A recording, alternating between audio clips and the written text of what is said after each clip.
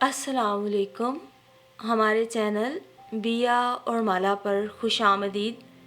اگر آپ ہمارے اس چینل پر پہلی دفعہ آئے ہیں یا آپ نے ابھی تک سبسکرائب نہیں کیا تو بیا اور مالا کو سبسکرائب کرنا نہ بھولیے.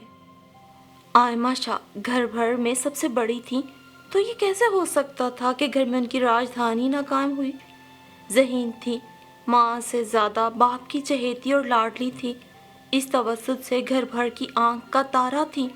گھر بھر میں جو کام ہوتا اس میں آئمہ شاہ کی منشا اور رائے ضرور شامل ہوتی، بلکہ آئمہ کو مشورے دینے کا زیادہ ہی شوق تھا. ارد گرد بسنے اور رہنے والے لوگوں میں ماسی سے لے کر باورچی تک کو مفت رائے دیتی. قانون دانی سر چڑھ کے بولتی تھی اور قانونی نکتے منٹوں سیکنڈوں میں دماغ کے اسٹور روم سے زبان پہ ٹرانسفر ہو جاتے. لوگ انہیں لیگل ڈاکٹر کہتے. کہیں انہیں تو مشورہ بھی دیا، کہیں چھوٹا سا دفتر لگا کر قانونی رائے دینی شروع کر دو. مگر ان کے پاس اتنی فرصت ہی کہاں تھی. بیسٹ ڈیبیٹر تھیں، بیسٹ ایتھلیٹ، اور طالب علم تو ایسی کہ پروفیسر اپنے سے کئی قدم آگے محسوس کرتے، پشت تھپکتے اور کہتے کالج کا مان ہے آئمہ شاہ. ایسے ذہین اسٹوڈنٹ کو پڑھا کر لطف آ جاتا ہے. وہ سنتی تو مسکرائے جاتی. پھر جانے ان کی مسکراہٹ حسین تھی یا دیکھنے والی نظر میں حسن چھپا تھا کہ وہ کسی کے دل کو بھا گئیں. ایسی کہ ہر طرف ایک ان کے نام کا ڈنکا بجتا چلا گیا اور محبت کا سوئمبر تھامے دل تھا جو ان کے سامنے کھڑا، خود کو فتح کر لینے کا اعزاز لے لینے پہ ملتجی. چہار سو محبت کی برکھا تھی اور خوش رنگ تتلی سے لفظ، اور لفظوں میں چمکتے رنگ. اتنی دلداری سے آئمہ شاہ ہار مان ہی گئیں. اماں بابا جو بات ہفتوں مہینوں سے سمجھا رہے تھے، منت سے حکم سے، وہ بات بس ایک بار سرسری سا چہرے دیکھنے پہ ہی تسلیم ہو گئی. دل وہیں پڑاؤ ڈال کے بیٹھ گیا، یوں جیسے تلاش ختم ہوئی. سو اسی حد پر ایک نیا راستہ پھوٹا. گلاب کی کلی کی طرح راستے روشن اور مہکتے ہوئے ہو گئے، اور وہ دعاؤں کے پھول پلو میں باندھے ایک گھر سے پرائے گھر میں آ گئیں. سب کچھ وہی تھا جیسے ان کے گھر میں، اگر کچھ مختلف تھا تو وہ ہنسا تھا جو ان کے حصے میں آیا. گھر میں سب سے بڑی تھیں، ہر سیاہ سفید کی مالک، مگر سسرال میں سب سے آخری نمبر کی بہو تھی. ایک کسک تو ہوئی تھی، لیکن چاہے جانے کا انداز اتنا وارفتگی لیے ہوئے تھا کہ وہ یہ ہیر پھیر بھول گئیں.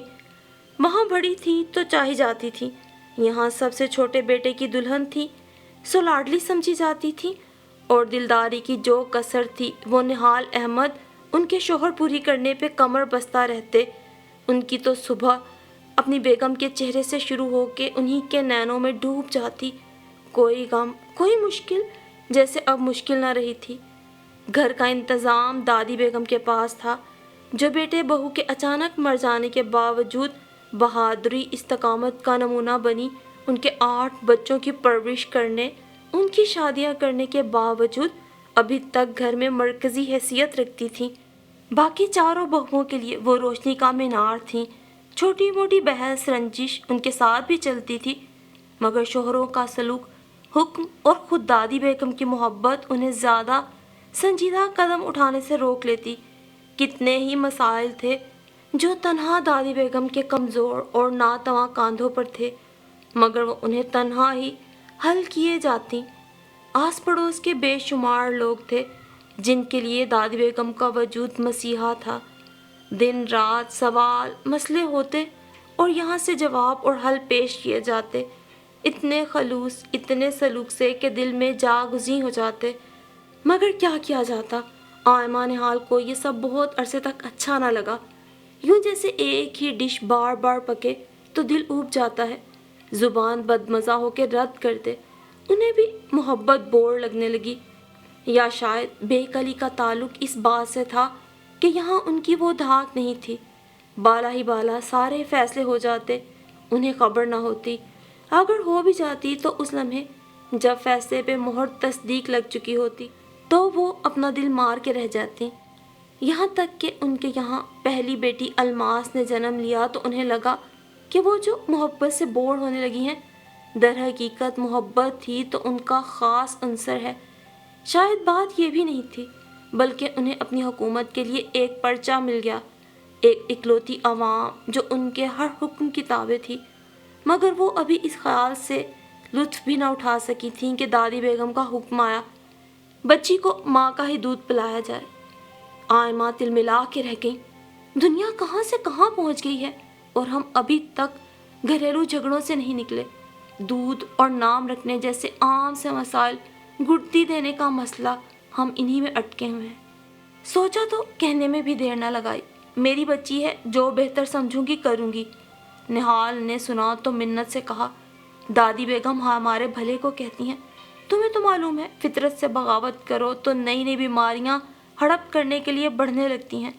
بڑی اور منجلی بھابھی نے بھی دلاسا دیا، دادی بیگم واقعی ٹھیک کہتی ہیں آئمہ، برسوں پہلے ہم بھی ایسے ہی غصے میں آگے تھے، مگر اب ان کے مشوروں پر ایمان ہے ہمارا۔ اس نے اتنے حمایتی دیکھے تو مرے ہوئے لہجے میں کہا، میری خوبصورتی کا کیا ہوگا، میری فٹنس، میرا فگر۔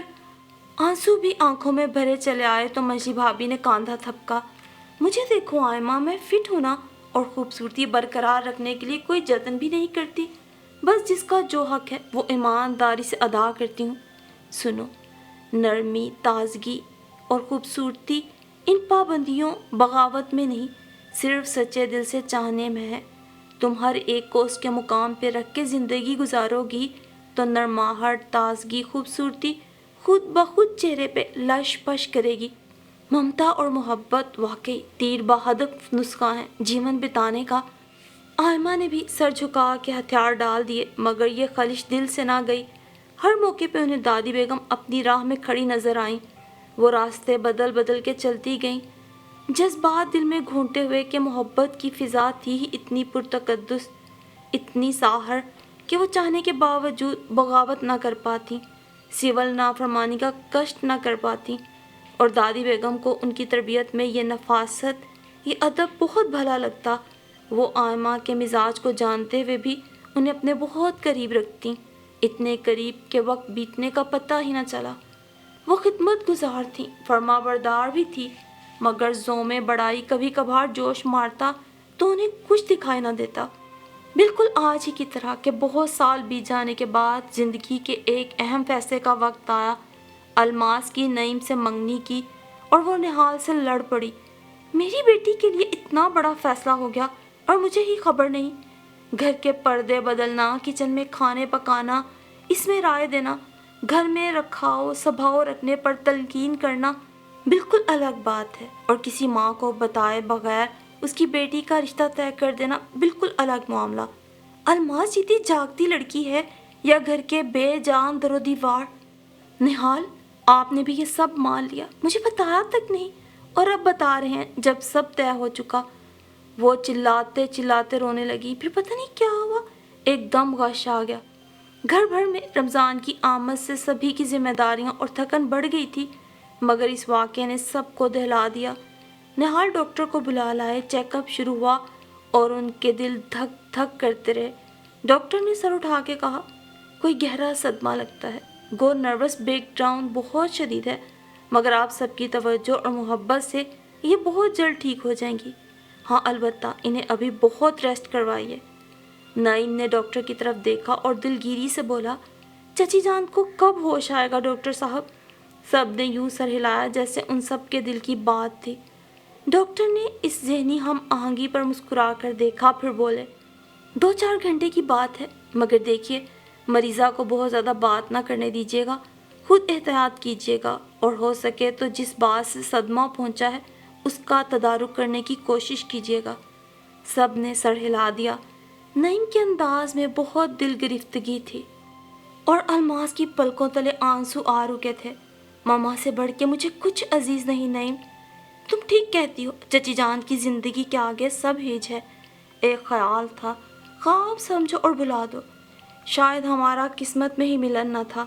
وہ مڑ کر باہر نکل گیا۔ ظہر کی نماز پڑھنے پھر مغرب کی اذانیں ہو رہی تھیں جب اچانک آئمہ کی آنکھ کھلی۔ نہال بدحواس بیٹھے تھے، آنکھ کھلتے دیکھی تو ان پہ جھک آئے، کیسی ہو جانے نہال؟ انہوں نے شرمندگی سے دیکھا، سب باتیں پھر سے دماغ میں ابھرنے لگی تھیں आंखें बंद कर ली। फिर से तो निहाल घबरा उठे। आयमा, तुम ठीक तो हो ना?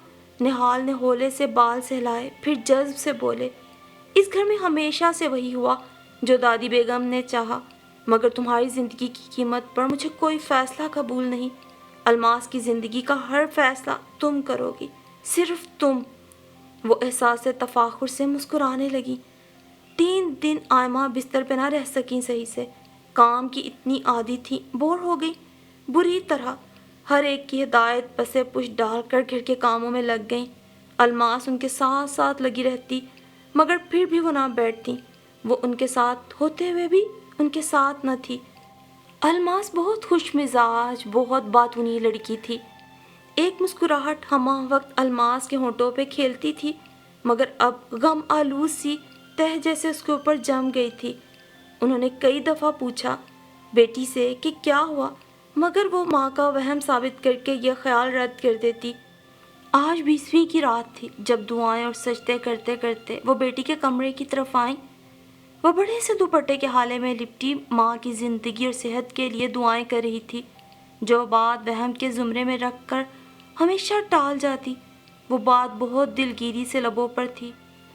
अलमास रो रो के नईम के साथ की दुआएं मांग रही थी, और ये बात सुनने के लिए शायद अल्लाह ताला ने आयमा को यहाँ तक भेजा था। और बाहर लॉन में तन्हा नईम था जो बेकरार था। आयमा बेटी के कमरे की दहलीज से ही वापस आ गई। सीढ़ियाँ उतरती नईम के करीब जा पहुंची। चांद की रोशनी में उसका चेहरा बहुत वाज़ेह था। हर बोझ, हर रिया, हर कीने से पाक, मोहब्बत से मामूर। अपनी जिठानी का बेटा नईम उन्हें हर लिहाज से अलमास के लिए मौजू लगता, मगर फिर हुआ क्या? वही जोमे बढ़ाई कि उन्होंने दिल के तस्लीम फैसले को ठुकरा दिया, सिर्फ इस गुस्से से कि फैसला उनके होंठों से अदा होने की बजाय दादी बेगम ने तय किया था। नईम ने अपने सामने आयमा निहाल को देखा तो सर झुका दिया। शब बखैर चची जान, आप यहाँ कैसे? बस वैसे ही कमरे में दिल नहीं लग रहा था, सोचा खुली फिजा में सांस ले लूं कुछ देर। वाकई चची जान, खुली फिजा में जो तरोताजगी होती है वो एयर कंडीशनड कमरों में कहाँ। उसने होले से हाथ थाम कर चची को संगे मरमर के बेंच पे बिठा लिया और बातें करने लगा, यहाँ वहाँ की, अपनी पराई। और वो उसे देखती रहीं। जान जो गई थी उसके बेतहाशा बोलने से, उसके अंदर के दुख को।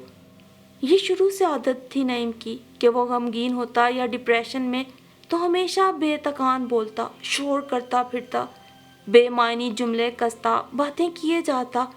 सो उन्होंने धीरे से उसके कंधे पे हाथ रखा। नहीं, क्या तुम डिप्रेस हो?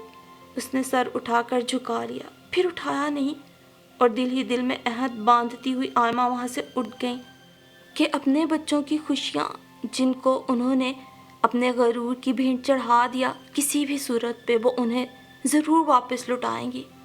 फिर वो 27वीं शब थी जब वो दादी बेगम के कमरे में पहुंची थी। उन्होंने नईम और अलमास के ताल्लुक़ का सवाल उठाया और दादी जान के सामने दोबारा ये रिश्ता जोड़ने की इल्तजा की। दादी बेगम पहले तो सुनती रहीं, फिर होले से बोली, वो फैसला तो बेटा उसी दिन ख़त्म कर दिया था। हम सबको तेरी ज़िंदगी अजीज़ है आयमा। तेरे दिल को नहीं ठीक लगा, मेरा इंतखाब ना सही, कोई ज़ोर थोड़ी है। दादी बेगम, आपने क्या सोचकर ये रिश्ता तय किया था? सिर्फ यही कि नईम और अलमास बहुत जचते हैं एक दूसरे के साथ, फिर एक दूसरे को पसंद भी करते हैं, एक दूसरे के लिए बने हैं। सो मैंने सोचा बच्चों की खुशी की खातिर। मगर खैर, अब जो तेरा मन आए तू वो कर। दादी बेगम, क्या रिश्ता फिर से तय नहीं हो सकता? आयमा आहिस्ता से बोली। दादी बेगम ने कानों को हाथ लगाए। तौबा करो बीबी, तुम्हारी बीमारी तक तो नायला भी बौखलाई फिरी थी, मगर अब तुम संभली हो तो अकड़ गई है।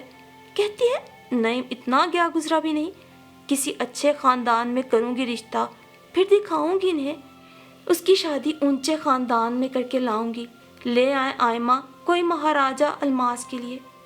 यानी बिल्कुल उम्मीद ख़त्म समझो? हाँ बीबी, यही समझो। दादी बेगम ने 2 टोक कहा तो वो जले पैर की बिल्ली बनी घूमती रहीं।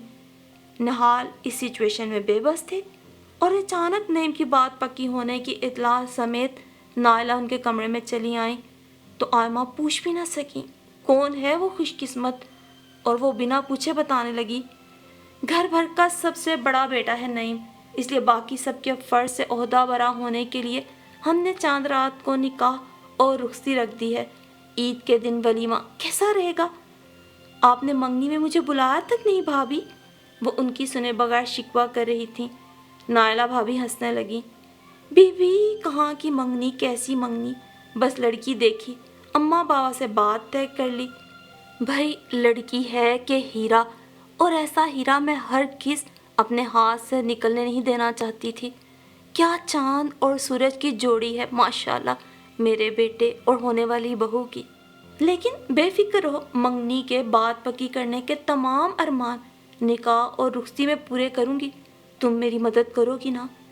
کیوں نہیں بھابھی، آئمہ نے دل کی تڑپ چھپائی اور دل لگا کر بھابھی کے ساتھ دلہن کی ایک ایک چیز چاؤ سے خریدی۔ نائلہ بھابھی بھی ہر چیز خریدتے وقت پہلے آئمہ کی رائے پوچھتی، بار بار یہی کہتی، بھائی آئمہ جو سوٹ تم پسند کرو گی میں تو بہو کے لیے وہی لوں گی، آئمہ جوتے پسند کرو، آئمہ بیوٹی پارلر کا بتاؤ۔ اب آئمہ کیا کرتی، پہلے ہی خاندان میں ایک بہت بڑا تماشا ان کی وجہ سے لگا تھا، اب مزید وہ کوئی تماشا نہیں کرنا چاہتی تھی۔ اگر انہیں وقت گزرنے کے بعد احساس ہوا تھا کہ نعیم ہر لحاظ سے الماس کے لیے بنا تھا تو اب وہ کچھ بھی کرتی، گیا وقت واپس نہیں آ سکتا تھا، اور ایک دفعہ جو ذلت وہ اٹھا چکی تھی اب دوبارہ سے نعیم کی خوشیوں میں کسی طرح کا بھی رنگ میں بھنگ نہیں ڈالنا چاہتی تھی۔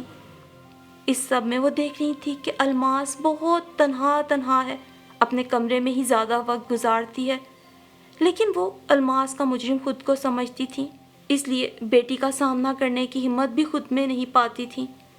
پھر چاند رات تھی جب ایک ہال میں نعیم کے ہمراہ وہ لڑکی گھونگھٹ نکالے بیٹھی تھی جسے ان کی بیٹی پہ ترجیح دی گئی تھی۔ نکاح بھی ہو چکا تھا مگر وہ اپنی الماس کا غم سوچ کر ہر طرف سے منہ موڑے بیٹھی تھی۔ الماس بھی صبح سے کمرہ بند کیے بیٹھی تھی، نہال کو ہی اس نے بتا دیا تھا کہ وہ شادی میں شرکت نہیں کرے گی، سو اس پہ زور نہ ڈالا جائے۔ آئمہ تو خود شرمندہ تھی، بیٹی کا سامنا یا اصرار کیسے کرتی، سو اس وقت بھی بیٹھی ملول سی بیٹی کے بارے میں سوچ رہی تھی کہ منہ دکھائی کی رسم میں نہال نے انہیں پکارا، آئمہ چلو بھائی، بیٹی کو رخصت نہیں کرنا کیا؟ بھلا میں کیوں کروں گی، بلائیں بچی کی ماں کو۔ ارے تو الماس کی ماں کوئی اور محترمہ ہے، مگر مجھے تو آج تک خبر نہ ہوئی، کہاں ہے بھائی وہ دوسری مہلکہ جو آپ کی طرح ہنسی ہیں؟ انہوں نے سنا اور دوڑتی ہوئی اسٹیج پہ جا پہنچی۔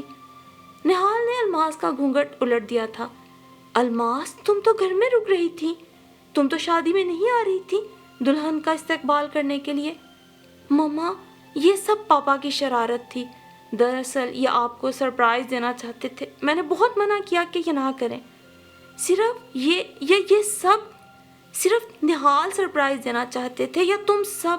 آئمہ روٹنے لگی، اتنے دنوں کی ٹینشن، دلگیری، بیٹی سے آنکھ نہ ملا پانے کا دکھ یاد کر کے تب گئیں تو نائلہ نے باہیں گلے میں حمال کر دی، پھر جذب سے کہا، آئمہ تمہیں لگتا تھا میرے نعیم کے گھر کو بسانے کے لیے الماس سے اچھی لڑکی کہیں مل سکتی ہے مجھے، اور تمہیں کیوں نہیں پتا ہر چیز لڑکی کی میں نے تمہاری پسند سے خریدی ہے۔ آئمہ خوشی اور غم کی ملی جلی کیفیت میں بھابھی کی طرف دیکھ رہی تھی کہ نعیم کے چھوٹے بھائی باسم نے ٹکڑا لگایا، کیوں نہ ملتی؟ مما آپ ادھر ادھر نظر تو دوڑاتی، الماس تو کیا اس سے بھی کہیں اچھی۔ آئمہ کے بولنے سے پہلے ہی وہ بولا تو نوجوان پارٹی ہاں میں ہاں ملانے لگی، کان پڑی آواز سنائی نہیں دے رہی تھی، خوشیوں کی سہانی آوازیں، دادی بیگم کی محبت، دعائیں، سب آپس میں مدغم ہو گئیں اور سب لوگ خوشیاں منانے لگے۔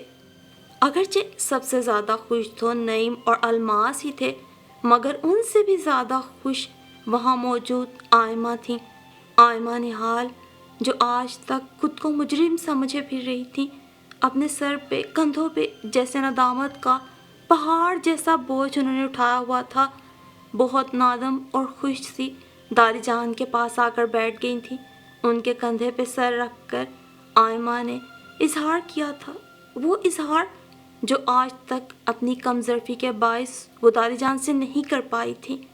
مجھے معاف کر دیجیے گا دادی جان، بے شک سارا قصور میرا ہی ہے۔ بس میکے میں سب سے بڑی تھی تو ہمیشہ یہ لگا کہ فیصلے کا اختیار مجھے ہی ہونا چاہیے، لیکن یقین مانیے اگر آپ نہ ہوتی تو شاید میں اپنی زندگی کی بہت سی آسان چیزوں کو بھی اپنے لیے مشکل بنا لیتی۔ دادی جان، آپ کا ہر فیصلہ مجھے دل و جان سے قبول ہے۔ آج تک آپ نے میرے لیے جو سوچا یا میرے بچوں کے لیے وہ بہترین سوچا۔ اللہ آپ جیسے بزرگ ہر گھر کو عطا کرے۔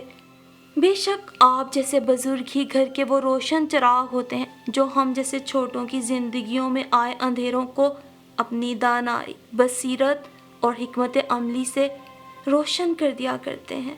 اللہ ہر گھر کے بزرگ کو لمبی اور صحت والی زندگی عطا فرمائے اور اس گھر کے چھوٹوں کو اپنے بزرگ کی قدر کرنے کی توفیق عطا فرمائے۔ آمین ثم آمین۔